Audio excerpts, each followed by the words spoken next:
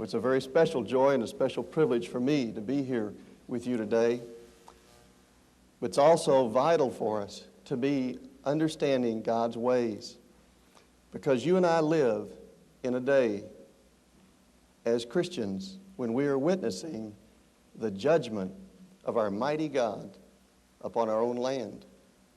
You know, I've always appreciated Deuteronomy chapter 28 because it's, to me, a vivid illustration, Old Testament illustration of the New Testament verse, Galatians 6:7, which says, "Be not deceived, God is not mocked.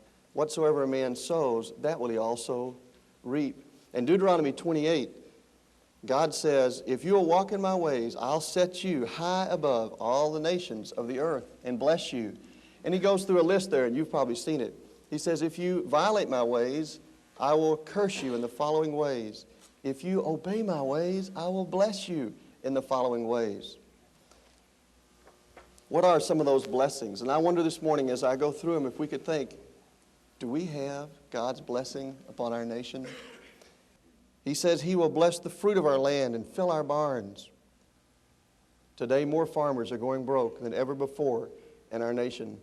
Wherever I go, I talk to them. They're losing farms that have been in their families for years. Their heritage is being lost. Do we have God's blessing upon our land? Then he says, I will bless the fruit of your womb, the fruit from your bodies, the children. Did you know that that's what the enemy feared Israel for? Pharaoh said he feared them multiplying, having children. Today, in our nation, and even we as Christians, have rejected the fruit of the womb that God promised to give us. Today, the average family size is 1.8 children. We have slaughtered more than 18 million children through abortion in this country. Do we have God's blessing upon our land?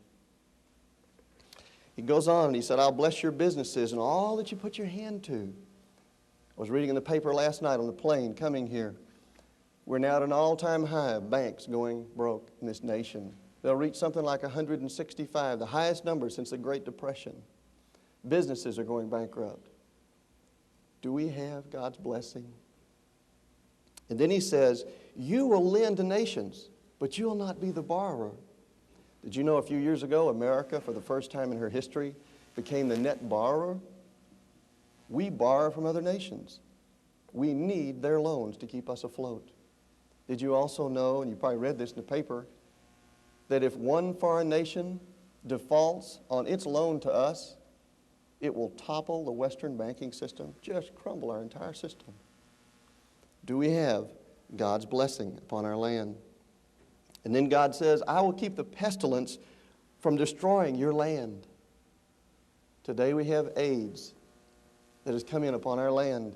And the last statistics I saw said there's a potential in the next 5 years of destroying every American who's alive.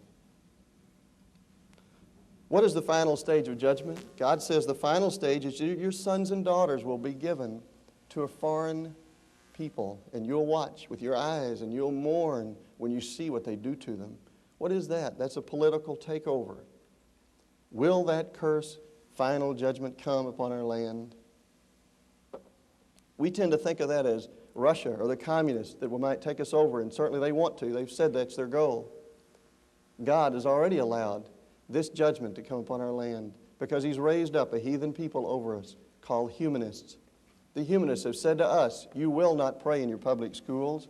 You will not mention your God's name. You will not post the 10 Commandments.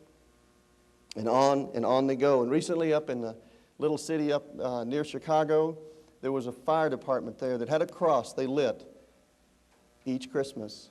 They were sued by the humanists. The court said, get that cross off that building. That represents your God. They're trying to remove every vestige of Christianity in our nation.